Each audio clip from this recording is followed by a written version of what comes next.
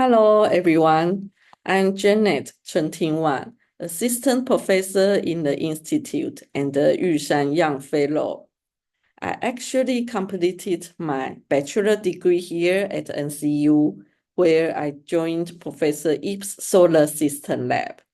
And I used the Lulin 1-meter telescope to search for newly born supernovae.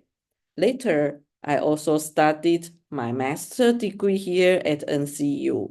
At that time, our institute was involved in the International Pan-STARRS project, which gave me the opportunity to attend an international conference in the US, where I met Professor Stephen Smart, who is now the Witten Professor of Astrophysics at Oxford.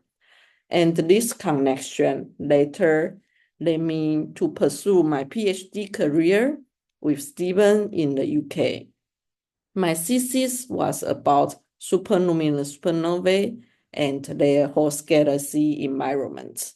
After finishing my PhD, I worked in Germany as a postdoc researcher at the Max Planck Institute in Munich. There, I used GROUND, a 7-color imager, to observe the first kilonova, and is also the first gravitational wave counterpart ever found.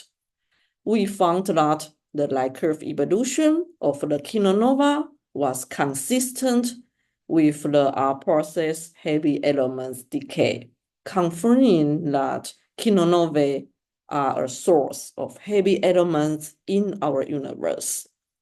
This work resulted in a Nature paper where I was the second author.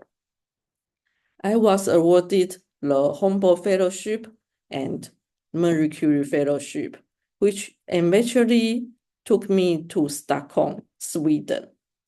Since then, 2019, I have been co-leading the ePestle project, which involves over 300 scientists, mostly from Europe.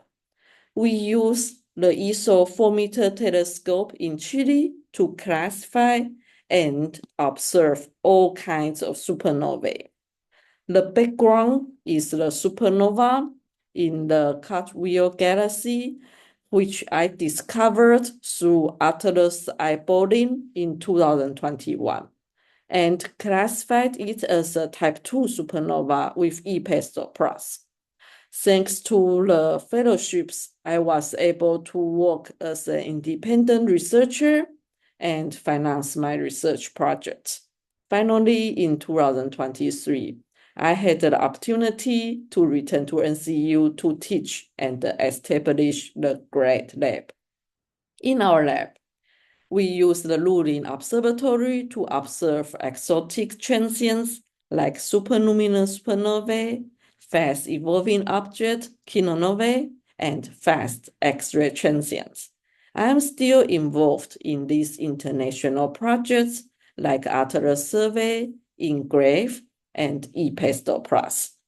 All my master's students and PhD students use ePestle Plus data for their thesis studies and collaborate within a large international team.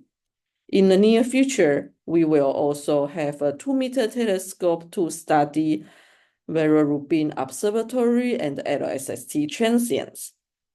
The future is bright. Many new kinds of transients wanted to be discovered, and welcome to join us at the GRAD Lab to start your science career.